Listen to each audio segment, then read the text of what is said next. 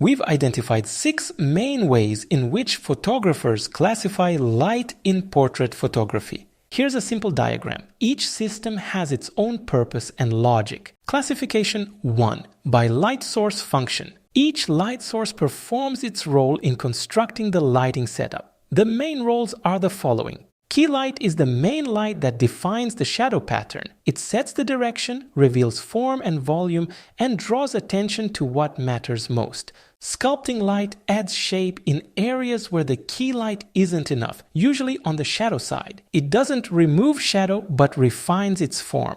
Background light defines the space behind the subject. It makes the background a visible, meaningful part of the frame.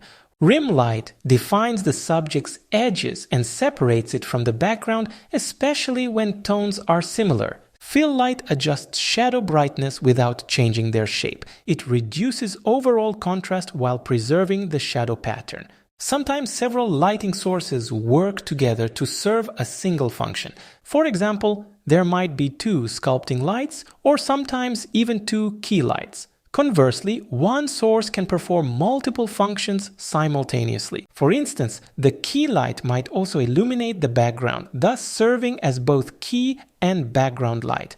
This functional separation makes it easier to analyze the image and control the light. You can instantly tell if each source is doing its job or interfering with others and know exactly where to adjust. Even with just 1 or 2 lights, understanding their roles helps you use them more effectively. We've covered the 5 main functions, but there are also some less common supporting types, like accent lights or localized fills. We'll cover that in a separate video where we dive deeper into this classification. Classification 2. By shadow pattern on the subject's face. Simply put, this refers to the overall shape and placement of light and shadow on the face created by the key light. These are standard lighting templates, convenient starting points for building your setup. While the names may not always sound perfect, especially in translation, they help photographers speak the same language. The key is to understand what each one represents. Butterfly lighting. Lighting where the nose shadow falls directly under the nose, creating a symmetrical shape resembling a butterfly in flight. Loop lighting. When the nose shadow is no longer symmetrical and shifts slightly to the side and down but doesn't yet connect with the cheek shadow. Rembrandt lighting. Lighting where the nose shadow connects with the cheek shadow, creating an illuminated area under the eye surrounded by shadow, a triangular patch of light on the shadow side of the face. Split lighting. When the nose shadow extends even further, the light triangle under the eye disappears and the face divides almost in half. One half is illuminated while the other is in shadow. You've probably noticed that the nose shadow is one of the most visual indicators to reference when analyzing shadow patterns. It's easy to determine where light is falling from and which lighting scheme the shot belongs to by examining the nose shadow in the image. This shadow pattern classification appropriately includes 2 more terms, top lighting and underlighting. Despite seemingly relating to direction, in practice they're almost always used as brief descriptions of characteristic shadow patterns on the face. When someone mentions top lighting or underlighting, everyone more or less knows what's happened to the shadows on the face. It often comes across as a warning. Careful, that's underlighting or horror lighting.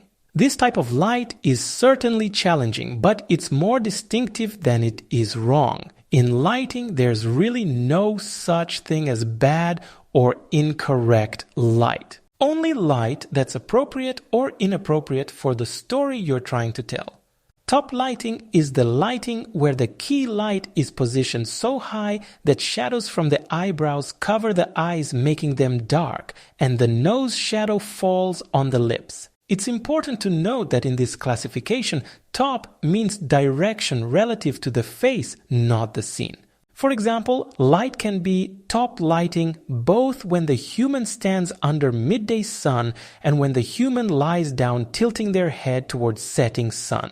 Underlighting is the lighting where all shadows fall from bottom to top, causing the nose and upper part of the face to be in shadow. Shadows from cheeks falling upward create dark patches under the eyes, giving the face an unusual expression.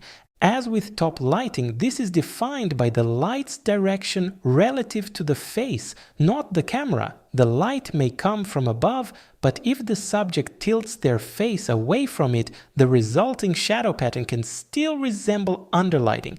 There are so many interesting nuances here that we've created a separate video dedicated to top and underlighting, and we highly recommend watching it. Of course, there are more than 6 shadow patterns, but the point here isn't to list them all. It's to understand the principle. This classification is about the shadow pattern on the face, not the literal direction of the light. That's in contrast to the next classification, where what matters most is the direction of light relative to the camera, shaping overall volume and mood. Classification 3, by light direction relative to camera position. Here, 3 main directions are distinguished. Front lighting directed at the subject from the direction of the camera, side lighting directed at the subject from the left or right, and backlighting directed straight into the lens. This is a very conditional division. There are no clear boundaries like this light is still frontal, but a couple degrees to the left it's already side lighting. Everything is quite approximate. Even when photographers use intermediate concepts like front-side lighting and back-side lighting, it's still perceived as something approximate. If we reduce everything to a simple principle, the logic is by changing light direction, we change the ratio of light to shadow on the face. Front lighting much more illuminated areas than shadowed ones. Side lighting, approximately equal illuminated and shadowed areas. Backlighting, much more shadows on the face than illuminated areas. But let's emphasize again that this is all quite conditional and approximate. Faces can have different shapes with different features, so light is adjusted individually for each person. This is precisely why it's important not to memorize schemes, but to understand basic lighting principles. If you want to reduce shadows, move the source closer to frontal direction. If you want to strengthen shadows, move light to the side. And not just right or left, but also higher or lower. The principle works regardless of how the face is turned toward the light. That is, we're talking not about specific shadow patterns on the face, but about the general ratio of lights and shadows. For example, different shadow patterns like top lighting and split lighting from the previous classification are essentially both side lighting from the directional classification perspective. Conversely, the same shadow pattern of Rembrandt lighting can be created by directing light from different sides and getting different ratios of lights and shadows. The shadow pattern on the face looks similar. Both show the characteristic triangle on the cheek, but the shots look different due to different light direction relative to camera. In one case, light is closer to frontal, in the other closer to side, and more shadows became visible in the frame. Thus, to summarize, light direction relative to the subject's face changes the shadow pattern on the face. For example, Rembrandt, butterfly, and so on. Light direction relative to camera changes the overall ratio of light to shadow. But there's another classification also tied to direction. Classification 4. By face direction relative to light and camera. Here are just 2 terms, short lighting and broad lighting. Despite also dealing with shadow patterns on the face, the principle here is slightly different. Consider an example. Both portraits are shot with the same shadow pattern, the loop pattern. The nose shadow slightly goes to the side and down. The angle of light fall relative to camera is also roughly the same. But in one case, light falls from the left, in the other from the right. When the subject turns their face toward the light, the camera near side of the face receives less light. This is called short lighting. If the subject turns their face away from the light, the camera near side receives more light, falling at a more direct angle. This is called broad lighting. This classification applies when the subject's face is turned away from the camera.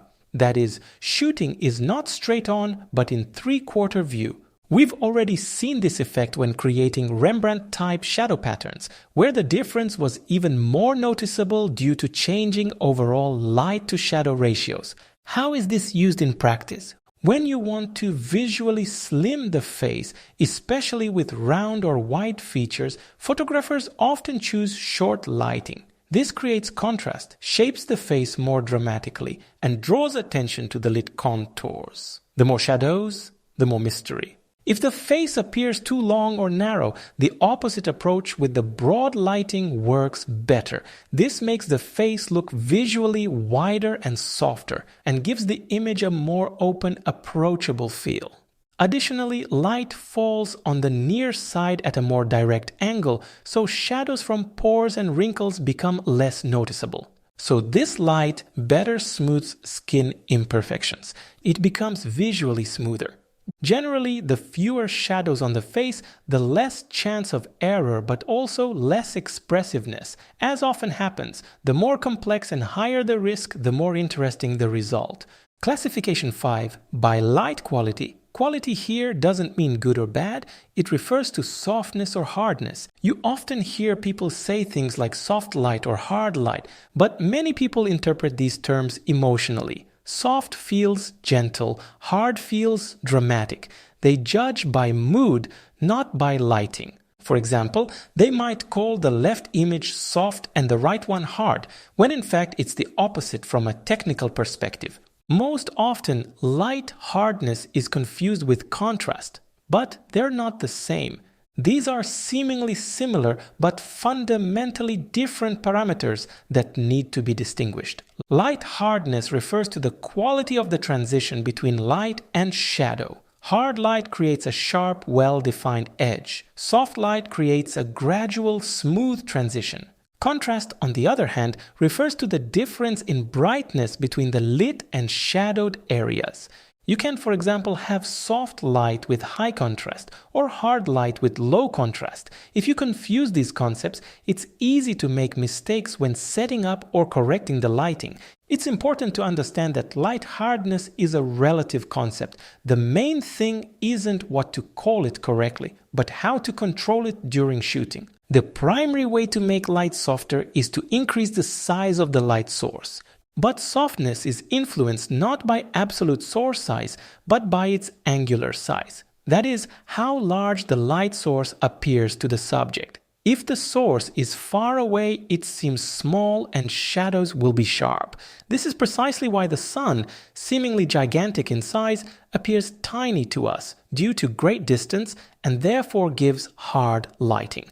In the diagram, you see two light sources of different physical sizes placed at different distances. Because their angular size, how large they appear to the subject, is the same, they will produce the same light softness or hardness. So it's not the size of the lighting device itself that determines softness, it's the size of the illuminated area relative to the subject. That's what defines whether the light is hard or soft.